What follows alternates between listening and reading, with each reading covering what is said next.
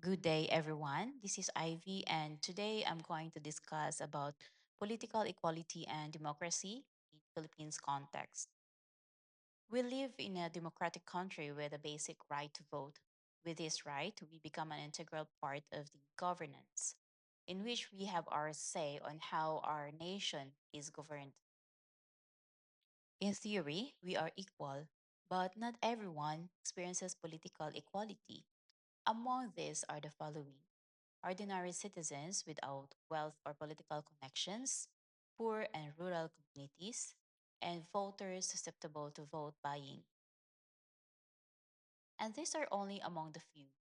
Many of our fellow citizens faces political inequalities which compromise that basic right to vote. So first, let's take the political dynasties. Political dynasties lead to political power concentrated with limited number of families which dissolve participation from other citizens. People without money or family connections have almost no chance to compete. News and studies show over 70% of Congress and many local government units are ruled by dynasties. Let me zoom out the map. As you can see, these are very familiar clans. Next is vote buying, which distorts our behaviors and outcomes of the election. Some candidates give cash, food, or goods during elections. Vote buying weakens our integrity, which again being used by political dynasties to advance their own agenda.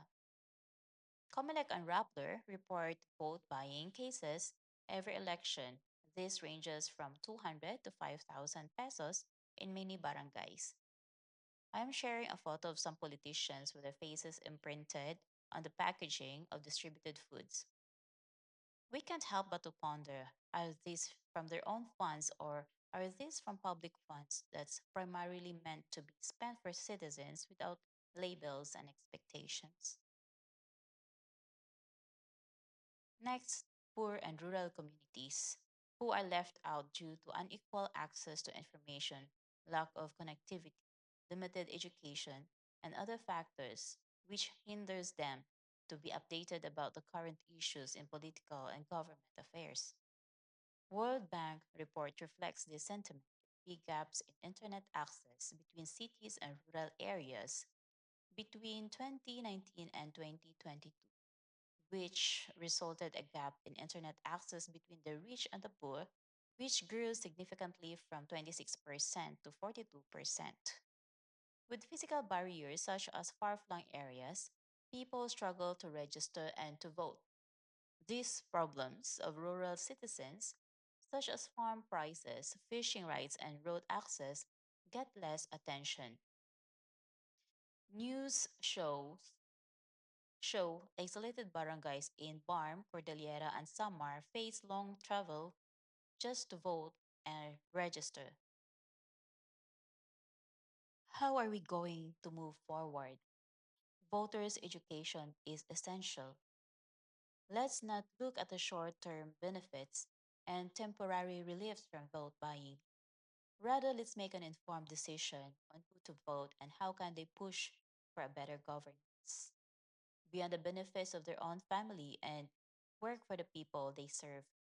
It is easy to point fingers, but we must realize that we are part of the system that allows the inequalities to continue. Let's reflect on how are we being part of the system.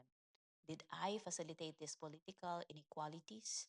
Am I a voter of with value and integrity? Am I looking for short-term benefits or a long-term change? Political equality is not only a principle, it is the reality that we help to create and to experience for a genuinely democratic Philippines.